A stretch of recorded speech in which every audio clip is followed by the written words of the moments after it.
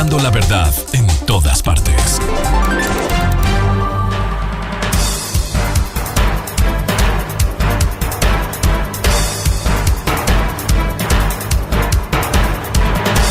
Siete 11 minutos en el territorio continental ecuatoriano, buscando la verdad y abogando por la recuperación de la paz y la seguridad en el Ecuador. Queremos dar la bienvenida al economista Vicente Albornoz en estudios, decano de la Facultad de Administración y Economía de la UDLA, y también que dirige un espacio muy ilustrativo los viernes, clarito está, temas en torno a la economía, no solo ecuatoriana, sino mundial. Y también está invitado el economista Fidel Jaramillo, ex gerente del Banco Central del Ecuador, ex ministro de Economía y Finanzas, a quien le saludamos también a la distancia.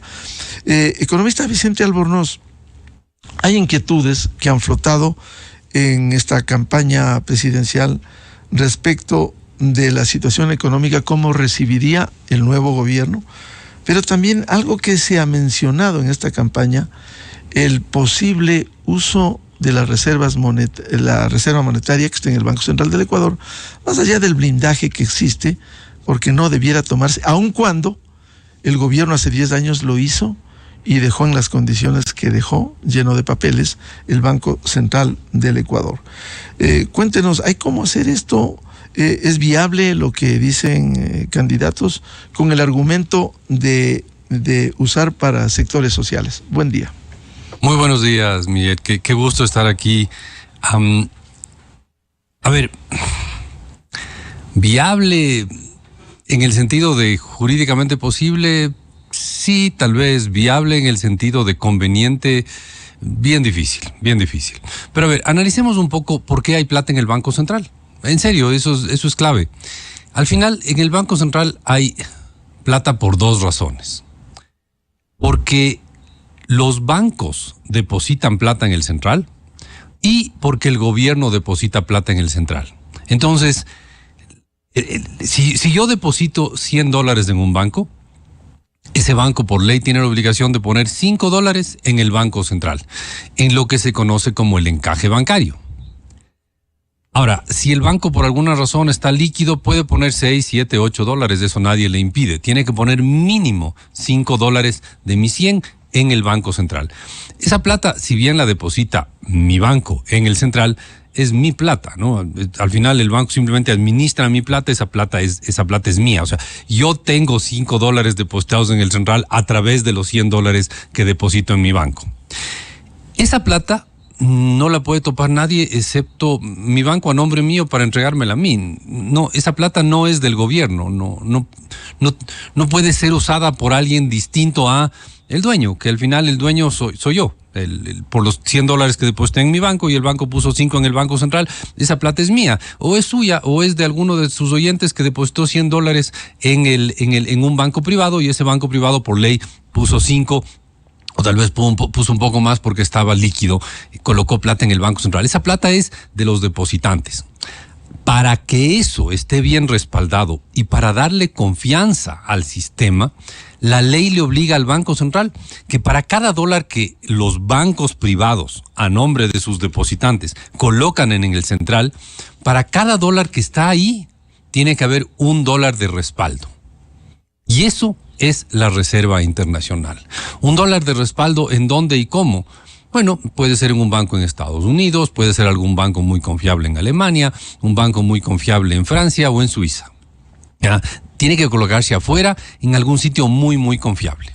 Ahora, cuando el Banco Central ya cubre todo el encaje bancario, todo lo que los depositantes a través de nuestros bancos colocamos en el Banco Central, tiene dinero para respaldar también lo que el gobierno depositó en el Banco Central. Esa parte es del gobierno. A ver, no exactamente del sector público, ¿no? Municipios. El IES, el gobierno central, el municipio de Quito, el Ministerio de Finanzas, el Ministerio de Educación, la Universidad Estatal de Cuenca, un montón de instituciones del sector público tienen plata depositada en el central. Y el central no tiene para pagarles a todos. Eso es importantísimo, no tiene para pagarles a todos, porque en el gobierno anterior, al anterior, se sacó recursos del central y por eso no tiene para pagarles a todos. Pero hay una parte que sí está cubierta y eso sí es de libre disponibilidad del sector público. Estamos hablando de más o menos, en números redondos, hay unos 6.500 millones de dólares de reserva. Al menos de la última vez que revisé, hay unos 6.500 de reserva y hay unos 5.000 de encaje. Esos 5.000, claro que se los puede tocar, pero los depositantes de la banca, o la banca, digamos, ¿no? Esos son nuestros, entonces nosotros somos los que topamos eso. Y la ley les puso a eso, para darle tranquilidad al sistema, para darle estabilidad al sistema, le puso una prelación más alta. Eso tiene que cubrirse, porque tiene que cubrirse. Después, si ya está cubierto eso, se puede cubrir también lo que es del sector público. Y lo que es del sector público son unos 1.500 millones que son del IES, del gobierno central, del municipio de Guayaquil, de la Universidad Estatal de Guayaquil, de la Universidad Central del Ecuador, de la Casa de la Cultura, Núcleo de Loja, me estoy inventando, de todas las instituciones del sector público que tienen algo depositado en el Banco Central. Y eso es de ellos, eso pueden toparlo ellos sin ningún problema. Esa es la estructura de la reserva monetaria y por eso existe la reserva monetaria, para respaldar lo que el Banco Central nos debe a los ecuatorianos, ya sea a los depositantes de la banca o a los ciudadanos a través del sector público y del gobierno. Y el sistema bancario y financiero, cuando desee, puede recurrir a su encaje bancario. Claro, para eso está. Es el primer almohadón, el primer colchón, el primer sistema de acolchonamiento. Si yo voy hoy, ahorita y retiro plata de mi banco, pues mi banco podría sacar del encaje bancario. Si es que el encaje bancario está por encima del mínimo exigido, no pasa nada. Si estuviera en el mínimo exigido y porque yo saco $100, se caen $100 del encaje, pueden venir multas para el banco, pero la plata es del banco. La plata es del banco, no del banco, sí, desde el banco que administra para los depositantes y está ahí para las emergencias y ha servido en el pasado para momentos de escasez de recursos. Cuando los bancos necesitan retirar plata de golpe, el sitio más rápido, más eficiente, menos complicado de obtener recursos propios para devolver a los depositantes es el encaje bancario y por eso tiene que estar eso siempre cubierto. Si ahorita hubiera una gran crisis bancaria, un gran susto, no habría problema porque inmediatamente la plata que está en el central podría pasar a los bancos y tranquilizar cualquier susto que haya. Y eso es importantísimo. Por eso es que se exige que esté cubierto lo que se llama el primero y segundo sistema del balance del Banco Central, que ahorita están cubiertos en su totalidad. Y si no me equivoco, están cubiertos en su totalidad desde diciembre 2021. Tenemos ya un poco más de año y medio en que está cubierto su totalidad. Antes de eso, las reservas del central no cubrían ni siquiera el encaje bancario. Y eso es porque la ley que nos dolarizó, la ley del año 2000, exigía que eso esté cubierto, pero en el 2014 el gobierno de Correa modificó la ley. La ley de régimen monetario fue modificada a fines del 2014 para que el gobierno pueda sacarse la plata del encaje bancario del Banco Central. Y con el gobierno de Lenín Moreno se revirtió eso, se fue devolviéndole la plata al central y a fines del gobierno de Lenín Moreno se cambió nuevamente la ley, volviéndose a un texto muy parecido a lo que teníamos el momento en que nos dolarizamos. Y es importantísimo, el texto de la ley, el momento en que nos dolarizamos, fue un texto que le dio tranquilidad al sistema. Y por eso es importante haber vuelto al texto de la ley original. Ustedes se acordarán la famosísima ley Trole, que es la que nos dolarizó. El texto actual es muy 2001. Parecido. 2000, marzo 13 del 2000. Todavía me acuerdo. Marzo 13 del 2000 aprobamos la ley que nos dolarizó. O sea, Maguad anunció que nos dolarizaba en enero, pero la ley con todas las estructuras y mecanismos entró en vigencia en marzo del 2000, 3 meses después de que nos anunciaron que nos dolarizaban. Y ahora el texto vigente es muy parecido al original del año 2000 y se diferencia del texto que estuvo vigente del 2014 al 2021. Del 2014 al 2021 tuvimos un texto distinto que permitió que el gobierno saque recursos de la Reserva Internacional. Algún rato, a ver, insisto, si hoy los bancos por cualquier cosa deciden retirar todo su encaje para darle a los depositantes, hay plata suficiente y sobra un poco. Sobra un montón, sobran 1.500 millones de dólares, ¿ya? Pero también tiene sus acreedores. De acuerdo, pero el hecho es que si de golpe mañana el Banco Central tiene que entregarles la plata a los bancos, cosa que esperamos que no ocurra, hay plata para hacerlo y hasta le sobra unos 1.500 millones de dólares que ya no son de los depositantes, sino del sector público. Eso es un mecanismo que le da enorme tranquilidad al sistema, ¿ya? El problema es que en los peores momentos en que le sacaron plata al Banco Central, llegaron a faltar 3.000 millones de encaje bancario. O sea, si los bancos retiraban toda la plata, faltaban faltaban 3.000 millones para entregarles el encaje completo a los bancos. Ahorita sobran 1.500, que son del sector público. Bien, saludamos a Fidel Jaramillo, exministro de Finanzas, ha sido funcionario internacional y también exgerente del Banco Central del Ecuador. Fidel, este tema de la reserva monetaria en el Banco Central, cuando en campaña se ha dicho que se pudiera tocar estos recursos, Vicente Albornoz nos ha explicado claramente a quiénes pertenecen, pero si hay esa intencionalidad, ¿qué pudiera pasar? Buen día. Buenos días, Miguel. Buenos días, Vicente. Un gusto estar con ustedes. Ya lo ha dicho Vicente y en resumen, los ciudadanos, las empresas depositan sus recursos en los bancos, bancos depositan parcialmente en el Banco Central a través del encaje que se convierte en reservas externas, que deben ser administradas bajo 3 criterios estrictos. El primero es seguridad. El segundo, liquidez y por último, rentabilidad. Es decir, el Banco Central administra esos recursos y los tiene que tener disponibles por cualquier eventualidad que el sistema financiero, el sector privado, los ciudadanos necesiten. Por ejemplo, una empresa necesita divisas para hacer sus importaciones. Va a su banco, el banco puede ir a su cuenta en el Banco Central y le provee divisas.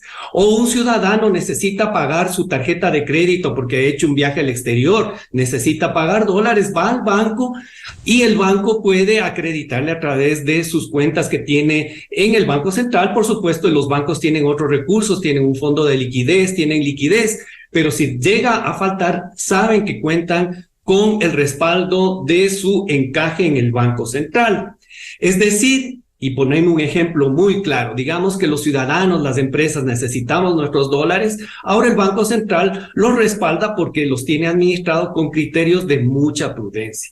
Supongamos que hay un cambio legal y le permiten al Banco Central invertir esos recursos de las reservas internacionales en, digamos, bonos emitidos por TAME o por correos nacionales. Y van los bancos y le dicen, bueno, deme mi plata, y el Banco Central tiene que decirle, caramba, invertimos esto en unos bonos de correos nacionales o de TAME y no nos fue tan bien, esas empresas han quebrado, tal vez venga mañana porque no tengo la liquidez. Eso a los ciudadanos, a las empresas nos preocuparía.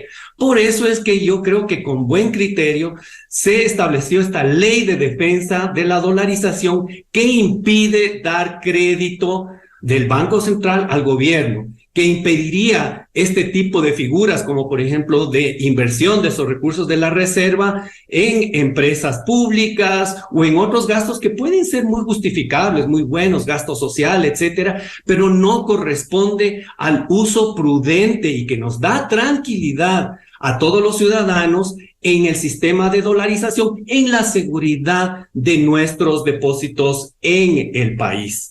Ahora, a mi criterio, me parece que para restablecer este crédito del Banco Central al gobierno para financiar gasto público como se están proponiendo en el debate electoral, sí requeriría un cambio legal. Así que eso deberían tener los votos también para que en la nueva asamblea pues modifique la ley de defensa de la dolarización y le permita al Banco Central dar 1.500, 2.500 millones de dólares de crédito del Banco Central al gobierno nacional. Ahora, ¿eso por qué debilita la posición financiera del Banco Central y también la solidez del sistema de dolarización? Porque si es que el Banco Central le da crédito al gobierno, el gobierno comienza a gastarlo.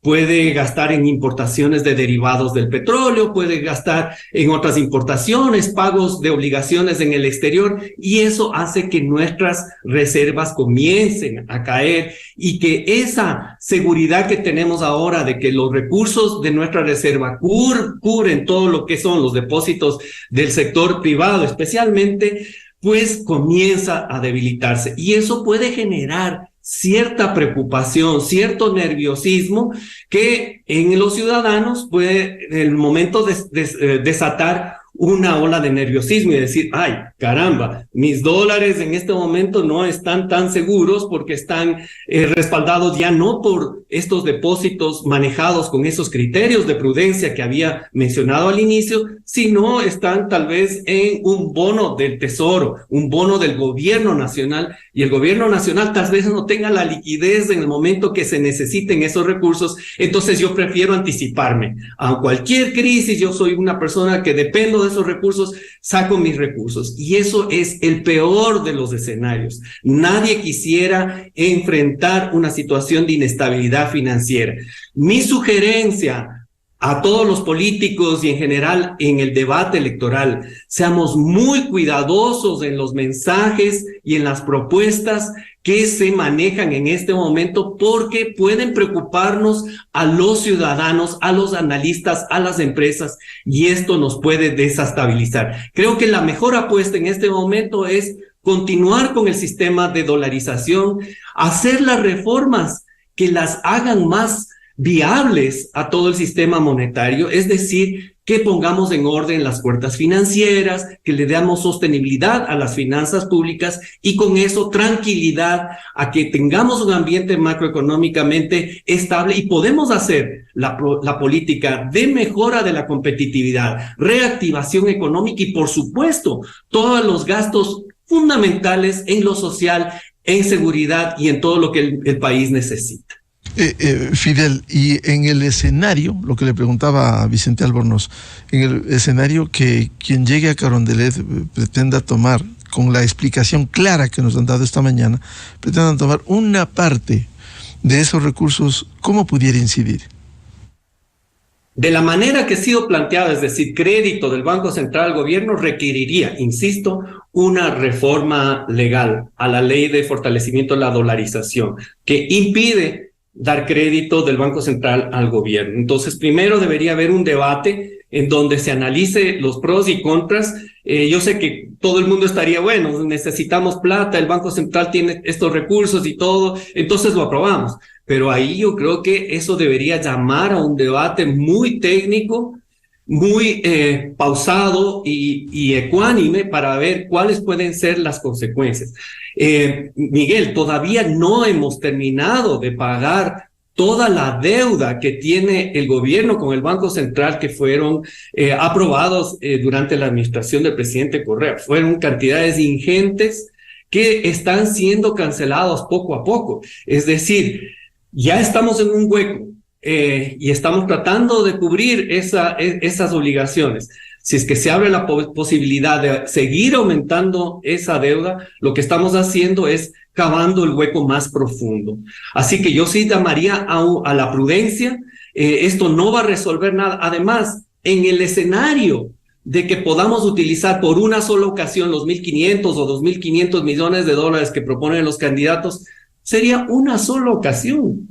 Y después ya no vamos a tener más reservas para seguir financiando el hueco fiscal. ¿Cómo lo vamos a hacer? Es decir, no podemos evadir la responsabilidad de manejar las finanzas públicas con prudencia, cerrar todo lo que son los baches fiscales, ese hueco inmenso que tenemos en este momento que lo hace inviable y que incluso con el financiamiento a través del Banco Central no va a ser resuelto cuando, por ejemplo, tenemos los subsidios a los combustibles fósiles, que ambientalmente son absolutamente nefastos, que desde el punto de vista social son regresivos, pero fiscalmente son un absurdo.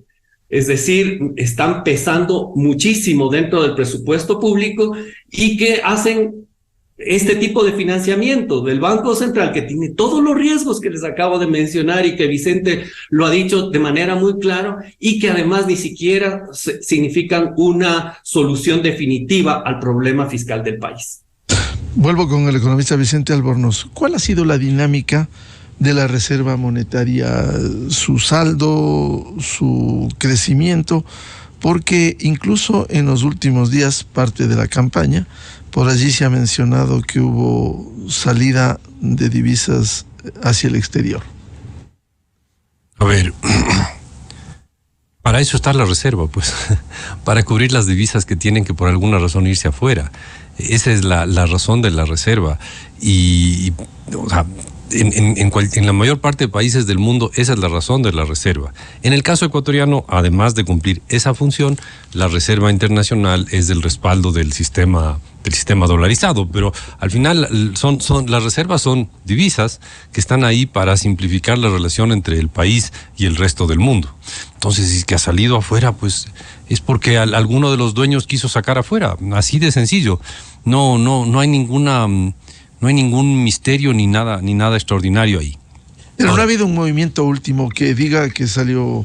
No, o sea, el plata entra y sale a la Reserva Monetaria todos los minutos, literalmente, todos los minutos entra y sale plata de la Reserva Monetaria porque, a ver, me invento, y usted saca plata de su banco y su banco retira un poquito de la reserva. El municipio de Guayaquil construye una obra y saca un poco de la reserva, pero al mismo tiempo yo deposito plata en mi banco y eso una parte se va a la reserva, y después el gobierno ecuatoriano cobra impuestos, deposita en el Banco Central y eso también se va a la reserva. O sea, es un tema totalmente dinámico, está entrando y saliendo plata, me imagino que muchísimas, pero en serio, muchísimas veces al día en días laborables y muchas veces al día en días no laborables, porque al final son cuentas que están moviéndose para arriba y para abajo minuto a minuto. Pero yo quiero resaltar un tema que señaló Fidel Jaramillo que me parece muy interesante. ¿Por qué estamos hablando de este tema? En serio, ¿por qué estamos hablando de usar la reserva, no usar la reserva, si usar la reserva es conveniente o no es conveniente? ¿Por qué estamos metidos en este tema y por qué le damos tanta importancia a este tema? Bueno, porque hay una razón de fondo, y es que tenemos un gobierno desfinanciado. Así de sencillo, esa es la razón. Tenemos un gobierno desfinanciado, un gobierno que tiene mucho más gastos que ingresos, y por lo tanto busca cómo financiar los gastos que tiene planificados.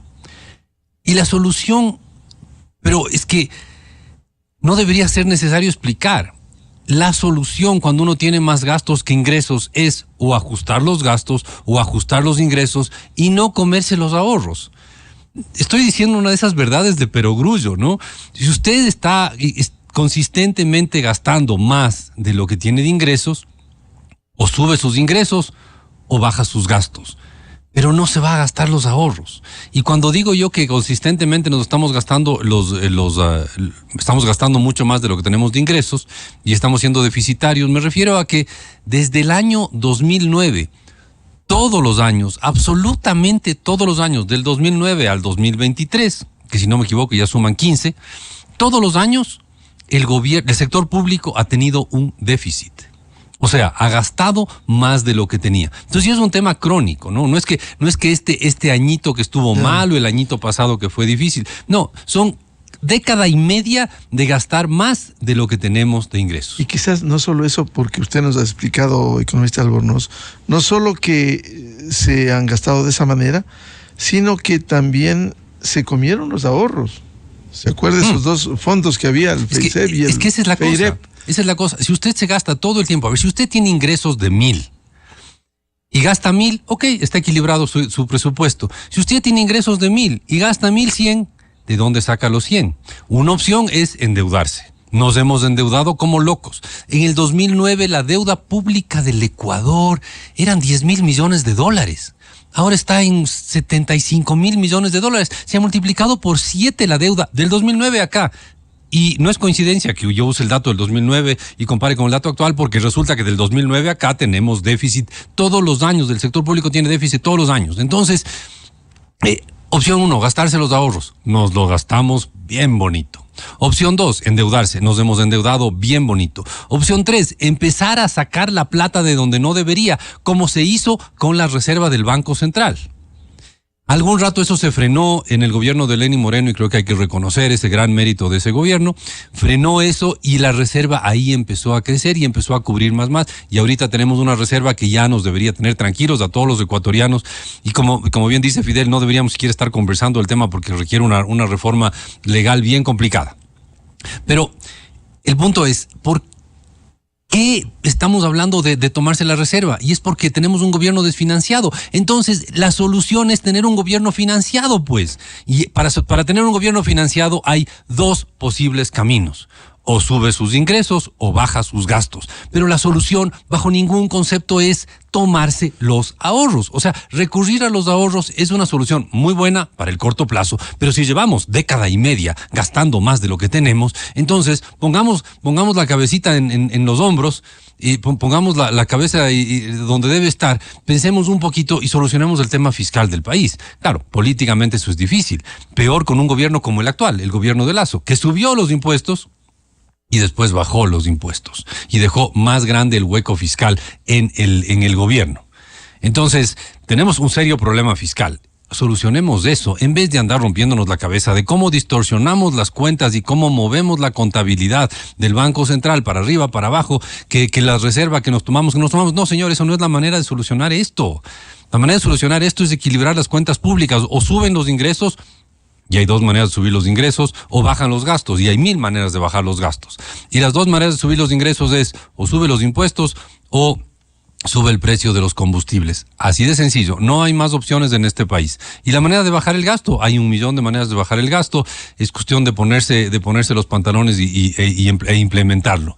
Pero la solución cómoda, barata, populista, de decir, no, yo no voy a hacer ningún ajuste, yo soy buenito, yo soy buenita, yo soy amable y quiero a los ecuatorianos y me voy a gastar los ahorros, es una solución realmente torpe. Y eso que quise decir otra palabra y no lo dije por el nivel de esa audiencia. Vuelvo con Fidel Jaramillo. Si, como argumentaba Fidel, si se necesita una reforma legal, ¿por qué entonces pudiera entenderse? ¿Por qué engañan en campaña electoral que van a tomar esos recursos? Y también le pregunto lo que le formulé a Vicente sobre la salida de reservas que en algún momento en la historia reciente se ha dicho que pudo detectarse una salida inusual. Ya, solamente quisiera hacer una anotación, es que frente a ese problema fiscal, a ese bache que ha venido agigantándose y obligándonos a endeudarnos de manera agresiva en estos últimos 10 años, no es tomarse los ahorros, porque bueno, si uno puede tener ahorros y en los momentos malos puede utilizar, es tomarse los ahorros de otros, porque la Reserva Monetaria Internacional no es ahorro del gobierno como para decir, ahí tengo una platita en mi cuenta de ahorros, entonces ahora que estoy pasándolas mal me voy a utilizar. No, esto es ahorros o depósitos de otros, de las empresas, de los ciudadanos, entonces de ninguna manera es una salida sostenible. Y en el peor de los casos, inclusive si es que se da ese cambio legal, sería un pequeño paliativo que ahondaría el hueco y que agravaría incluso el problema fiscal. O sea, tarde o temprano tenemos que enfrentar la realidad y tomar algún tipo de medidas para ir equilibrando, probablemente no en 1 o 2 años, pero sí con un mensaje de decir en el mediano plazo tenemos que retomar la sostenibilidad de nuestras finanzas públicas. Y hay urgencia porque especialmente a partir del 2025, pero algo también comienza ya en el 2024, tenemos que hacer los pagos de todos esos bonos que fueron refinanciados durante la pandemia, nos dieron un espacio para hacer los cambios necesarios, no se han hecho en su profundidad y ahora sí viene la prueba de fuego. ¿Qué vamos a hacer cuando realmente tengamos que empezar a pagar esas obligaciones externas? Ahora bien, los cambios en la Reserva Monetaria Internacional obedecen a un par de grupos de factores. Primero, todo lo que ocurre en el comercio exterior. Si uno exporta más, entonces también comienza a aumentar la reserva. Si es que uno importa más, Eso significa que necesitas divisas para pagar todo lo que son combustibles o materias primas o bienes de capital, bienes de intermedio, cualquier importación.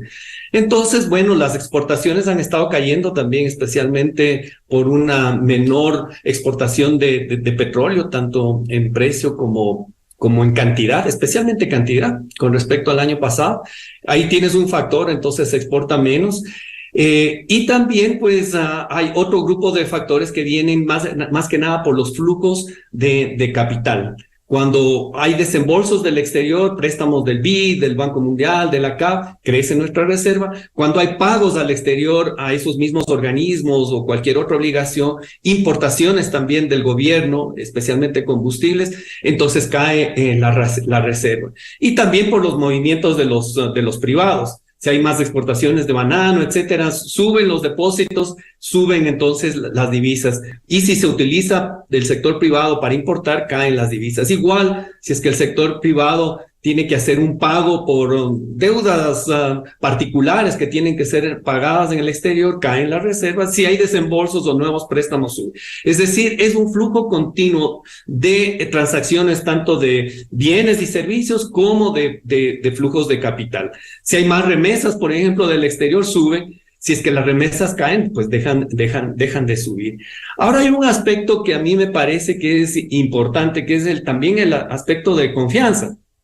Y yo no sé si es que este debate y estas propuestas están generando cierto nerviosismo en algunos actores importantes. Yo no sé si para sacar, porque igual tenemos que pagar el impuesto a la salida de divisas, pero sí para dejar de entrar divisas, ¿no? Yo creo que había una importante atracción por las tasas de interés que están bastante atractivas en el país. Uno de los bancos comenzó a pagar 5% por sus tasas de interés al ahorro a la vista. Esa es una muy buena tasa y puede ser, digamos, a plazo puede estar 8 o 9%. Entonces, hay alguna gente que tenía depósitos en el exterior que estaba trayendo sus dólares al país. Pero este debate de que van a utilizarse las reservas, de que puede estar la dolarización en juego, de que se pretende meter una moneda virtual tipo ecuadólar y todo, y que no habría convertibilidad, eso puede ser determinante en que al menos algunos agentes económicos dejen de traer sus divisas al país. Sería lógico, ¿no? Porque hay mucho, es preferible esperar y ver qué pasa. Una cosa es en campaña, estas propuestas a veces demagógicas, populistas, para ganar votos. Otra cosa es cuando ya los gobiernos llegan a la administración pública y tienen que tomar decisiones. Entonces, como agente económico, tal vez lo que está ocurriendo es que no es el momento para traer divisas, no es el momento para acelerar remesas, etcétera. Y eso ha ocasionado, pues, que las reservas hayan bajado de 7,000 millones, están alrededor de 6.5, o sea, 6.500 millones. Es un nivel que ha bajado, pero todavía es un nivel que históricamente está en niveles altos. O sea, yo en ese sentido sí quisiera dar un mensaje de tranquilidad. No es que estamos en niveles críticos y que no tenemos divisas para pagar una importación, ni mucho menos. Yo creo que tenemos un nivel que cubre la mayor parte, aproximadamente el 90% de las obligaciones de corto plazo que tiene el país. No es el nivel ideal. Siempre los economistas suelen ser muy prudentes, muy conservadores y dicen mientras más mejor para ir a dormir tranquilos. Pero no es un nivel que esté que levante alertas rojas. Eso es lo que podría decir. Es decir, hay un movimiento realmente natural y la caída responde tanto a problemas de caída en los niveles de ingresos, como también puede haber algún tipo de volatilidad, incertidumbre por el ambiente electoral que estamos viviendo. Economista Vicente Albornoz, dos temas muy puntuales. Estamos en campaña electoral y invocaba a Fidel Jaramillo que sería bueno manejar estos temas con prudencia. Dos, la semana anterior hubo una caída del riesgo país, la imagen del Ecuador, y por otro lado, dentro de este ambiente que debe ser manejado con prudencia, ¿cuánto puede contribuir cuando se habla en la campaña se ha dicho que Venezuela tiene mejores indicadores que el Ecuador. Le pregunto a usted, que maneja también las cifras, ¿será que Venezuela está mejor en inflación, en reservas, producción petrolera? Y podemos enumerar, ¿qué decir desarrollo humano? ¿Qué decir del tema político, libertades, respecto a derechos humanos? Pero el tema económico, ¿será que Venezuela está mejor que el Ecuador?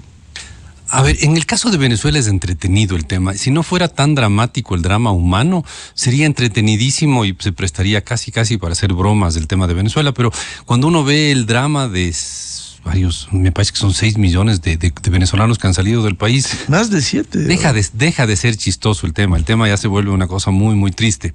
Pero el caso de Venezuela es curioso. Todo depende de qué compare usted con qué. Si usted compara Venezuela en el año 2023 con Venezuela en el año 2020, hay una mejora. Sí, señor, hay una mejora. La economía de Venezuela en el 2023 se estima que será un 14% más grande que en el año 2020. Entonces, si nos quedamos así con la visión extremadamente limitada del 2020 al 2023, vaya, Venezuela ha mejorado. Pero es cuestión de ver un poquito más hacia atrás. El PIB de Venezuela en el año 2023, con lo que ha mejorado en estos últimos 3 años, óigame bien, Miguel, es 70% más pequeño de lo que fue en el 2013. No sé si me explico. En 10 años, con caídas y subidas, pero en 10 años el PIB de Venezuela se ha reducido en 70%.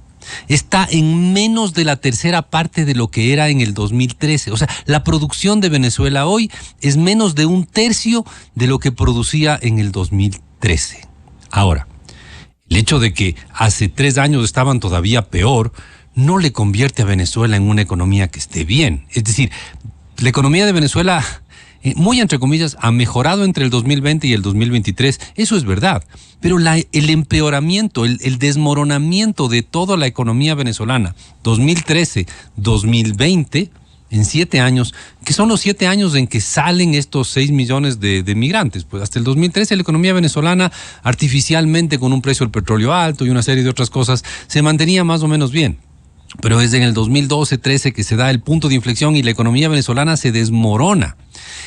Con ese desmoronamiento y a pesar de la mínima mejoría de los últimos años, la economía venezolana hoy es menos de la tercera parte de lo que era en el año 2013. Eso significa que la riqueza generada por Venezuela año a año es menos de 1/3 de lo que generaba, como le digo, en el 2012, por ahí, cuando todavía no colapsaba esa economía, ¿ya? Entonces, uno puede ser muy sesgado, muy distorsionador y muy manipulador de los datos y solo comparar Venezuela 2020-2023 y decir, miren, es una economía que crece. Ya, ok, pero eso es una visión extremadamente distorsionadora de la realidad. ¿Y si se compara con el Ecuador? Si se compara con el Ecuador no ha crecido en los últimos 10 años, es verdad, pero a diferencia de Venezuela no hemos caído en 70%, pues. O sea, el Ecuador ha tenido una época complicada en su economía, hemos estado estancados. Básicamente del 2015 en adelante la economía ecuatoriana no ha logrado moverse hacia adelante, pero la economía venezolana hoy día, retrocedo. La economía ecuatoriana hoy está en un nivel muy similar a lo que estaría pues en el 2013, 2012, por ahí. Más o menos estamos en el mismo nivel que ahí. Pero tiene indicadores controlados, inflación. Tenemos una de las inflaciones más bajas del mundo ahorita. Pero no así Venezuela. No, Venezuela no. Pero Venezuela, la producción en el Ecuador, le insisto, está más o menos en los niveles del 2013. Es una década perdida, ¿no? En Venezuela están en los niveles de los años 70. La economía venezolana está más o menos produciendo lo mismo que producía hace 50 años. Nosotros podemos aducir que hemos perdido una década. Venezuela ha retrocedido 5 décadas. La inflación en Venezuela también ha mejorado. Vea usted. Llegó a estar en niveles que superaban el 1000%. Llegó a estar en niveles que se acercaban al 1.000.000%. Y ahorita, y voy a ser muy irónico, la inflación en Venezuela está en 400%. Por eso digo, ahora ha mejorado. Claro, ¿cómo han mejorado? Pero 400 frente al 2.5 en el Ecuador. Ese es el punto, ¿no? Ellos estaban llegaron algún rato a estar cercanos a 1.000.000%. Es una inflación que yo personalmente no he logrado imaginarme, porque es algo que supera mi limitada capacidad de imaginación. Pero Venezuela llegó a tener 1.000.000% y hoy día están mucho mejor. Están en 400% de inflación. Lo de mucho mejor es irónico, por si acaso. El Ecuador ahorita, porque la inflación repuntó, estamos en 2,5, o sea, 50 veces menos que Venezuela. Porque empeoramos nosotros y Venezuela mejoró, la relación solo es 50-1. Ellos están en inflación 50 veces peor que nosotros. Entonces, es ridículo decir que Venezuela está bien, pues. O sea, el hecho de que algún rato estuvieron todavía peor no cambia que la economía venezolana hoy está muy, muy, muy mal. Sí, es verdad, hace 3 años estaban todavía peor. Pero eso no cambia que la economía venezolana está en un nivel increíblemente malo. Miguel, es raro, es rarísimo cuando uno se pone a buscar estadísticas. Solo países en guerra, que han sido destrozados por una guerra, por ejemplo, Siria. Ese es un caso que uno puede comparar con Venezuela. Una caída de la producción como la de Venezuela solo la tienen países como Siria, en plena guerra civil. Después de 10 años de guerra civil, uno puede decir, miren, la evolución de la economía siria es similar a la de la economía venezolana.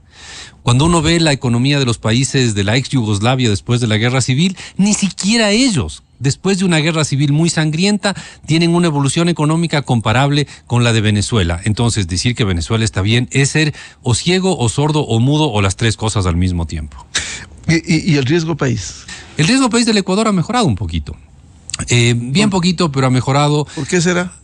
Mire, lo que opinan los expertos es que se ve una mayor probabilidad de triunfo de Daniel Noboa. Esto estoy diciendo lo que opinan los expertos en los mercados de Nueva York. Se ve una mayor probabilidad de triunfo de Daniel Noboa y se espera que de él haya un manejo económico un poco mejor que lo que habría de Luisa González. Obviamente los mercados de Nueva York están siempre analizando las 2 opciones, ¿no? Luisa Noboa, Luisa Noboa, Luisa Noboa. Entonces, ven una mayor probabilidad, ven un mayor chance del triunfo de un candidato que manejaría menos mal la economía ecuatoriana. Entonces, por eso tenemos un poquito menos de riesgo país. Nuestro riesgo país sigue siendo altísimo. Por si acaso el de Venezuela es muchísimas veces más alto. ¿En cuánto estará Venezuela? No sé, ya le perdí. Ya cuando pasó los 100 puntos dejé de seguirle. El nuestro está en 18 puntos. Cuando Venezuela pasó a los 100 ya dejé de seguirle. Ya es una pérdida de tiempo, ya simplemente está en un nivel astronómico. Es como cuando se habla de 1% de inflación. ¿Usted entiende lo que es 1.000.000% de inflación? Yo no entiendo. Para mí ya es un tema tan alto que para qué voy a gastar tiempo tratando de entenderlo. Economista Fidel Jaramillo, estos 2 temas que planteamos a Vicente Albornoz, la comparación de la situación de Venezuela con el Ecuador y el riesgo país. Bueno, un ejemplo de lo delicado que es este tipo de declaraciones o propuestas es precisamente lo que sucedió ayer con el riesgo país, porque sí, tienen razón, el riesgo país ha venido bajando, inclusive estábamos alrededor de 2.000 puntos básicos, es decir, 20% de prima de riesgo, y con los resultados de las elecciones en donde había la posibilidad de que haya una propuesta ganadora con manejos económicos más sólidos, menos demagógicos, entonces bajó 1.750. Pero ayer, y le puedo leer lo que dice Bloomberg, con la propuesta de uno de los candidatos que tenía, digamos, más sólidas propuestas en lo económico, se espera al menos que tenga un manejo más sólido, pero con este anuncio de que también va a usar o quiere usar las reservas o el crédito del Banco Central al gobierno, volvió a subir 150 puntos básicos, se deterioró simplemente con el anuncio de que también quisiera usar las reservas del Banco Central para financiar al gobierno.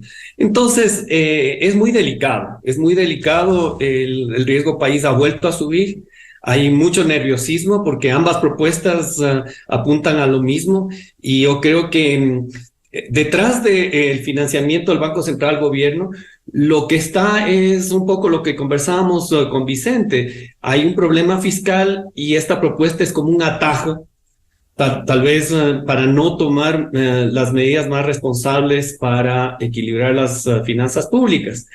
Yo entiendo, en campaña se dicen muchas cosas. Y ya una vez en gobierno puede ser diferente el manejo económico, pero de todas maneras, lo que sucedió ayer en el mercado, pues llama la atención a no hacer este tipo de propuestas muy demagógicas, porque uno sabe cómo empiezan. Ayer fueron 150 puntos básicos, pero el rato al rato pueden desatar mucho más nerviosismo y comenzar a decir, bueno, si es que nos vamos a quedar sin el sistema o me van a dar otro tipo de monedas, etcétera, mejor de una vez tomo medidas y saco mi plata, ¿no? Entonces, mucha prudencia en el debate político y además un llamado a decir, no hay comida gratis en economía, es decir, creo que tarde o temprano vamos a tener que enfrentar el problema de fondo de este desbalance en todo lo que ha sido la administración. Fidel, ¿y la comparación de Venezuela con el Ecuador? ¿Venezuela está mejor? Sí, yo creo que ya Vicente lo ha dicho todo. Venezuela es un caso muy dramático de un colapso económico que es el mayor de cualquier país que no haya estado en una situación de conflicto bélico o guerra civil. Es un caso dramático. Hay además muchas explicaciones. También está el tema de las sanciones. Para ser muy objetivo, no solamente es un mal manejo económico, políticas totalmente contradictorias, también las sanciones han hecho que inclusive las exportaciones de petróleo comiencen a tener problemas. Todo el manejo financiero de Venezuela es muy complicado con las sanciones. Cualquier otro país que tenga ese tipo de sanciones tal vez tenga también una crisis económica. Y es muy complicada la situación de Venezuela, pero tal vez no hace falta ni siquiera dar muchas cifras, excepto la del éxodo de venezolanos por toda América Latina y el mundo. Es uno de los casos igualmente de emigración en un país que no está con un conflicto bélico de las más grandes del planeta, una crisis humanitaria muy en que la vemos incluso en Ecuador, en toda Sudamérica, y que ahora en el Darién en Panamá pues se hace evidente. También de acuerdo, sí ha mejorado la situación, pero no es que estemos volviendo a lo que fue Venezuela, que fue una de las economías más avanzadas de América Latina, que inclusive recogió una migración de ecuatorianos que en los años 70 salían para Venezuela atraídos por lo que era la Venezuela saudita. En ese momento ingresos crecientes y notables y muchas oportunidades de desarrollo. Yo tuve la oportunidad de vivir 6 años en Caracas. Estaba empezando la administración del presidente Chávez, pero era una economía que pese a todas las restricciones estaba exportando cerca de 2.5, casi 2.8 millones de barriles diarios. En este momento no llega a 1 millón de barriles diarios. Sí, se ha recuperado, como decía Vicente, desde el 2020 hasta acá, al 2023, se ha pasado de como 700,000 a casi 1 millón de barriles diarios, pero imagínense, antes se exportaba más de 3 millones de barriles diarios, ahora está en 1/3 de eso, es decir, refleja la contracción del producto de esa economía, ¿no? De que se ha reducido a casi 1/3 de lo que era en el 2003. Es un caso muy dramático, muy penoso, que además ha sumido en extrema pobreza a más de la mitad de la población. Un país con tantos recursos, con un nivel de pobreza que es el doble que la ecuatoriana, con eso lo digo todo. Solo pensemos, para completar todo lo que dice Fidel, se supone que el país con más reservas petroleras del planeta, no de América, del planeta, el país que más petróleo tiene bajo su subsuelo en este mundo es Venezuela. Y a pesar de eso están, como bien lo describe Fidel, unos ineficientes que dejaron caer. No, son muy eficientes para crear pobreza. Muy eficientes para crear pobreza. Lograron la igualdad. Pero en la pobreza, en la miseria. La miseria. No, señor, porque tienen unos boliburgueses que son unos millonarios nacidos de la corrupción del mundo petrolero de Venezuela. Pero sí, imagínense lo que es todo lo que describe Fidel en el país con más petróleo bajo su subsuelo. Ni siquiera Arabia Saudita ni Canadá tienen tantas reservas como Venezuela. Nadie les iguala y son incapaces de alimentar al pueblo. Bien, muchas gracias a los economistas Vicente Albornoz y Fidel Jaramillo para explicarnos la situación económica y hoy lo que se debate en esta campaña presidencial. Muy amable Vicente y Fidel. Muchísimas gracias. Un abrazo para todos. Buscando la verdad, cerramos este debate. Enseguida, en la revista de Opinión Democracia. 8 de la mañana en el territorio continental ecuatoriano, pausa publicitaria y ya volvemos con el señor ministro de Gobierno, doctor Henry Cucalón. Desde 1984 con Gonzalo Rosero. La revista de Opinión Democracia. Siempre líderes, siempre confiables. Enseguida regresa Miguel Rivadeneira a la búsqueda de la verdad. Inicio de espacio promocional y publicitario. ¿Eres un profesional apasionado por la tecnología? ¿Te gustaría conocer los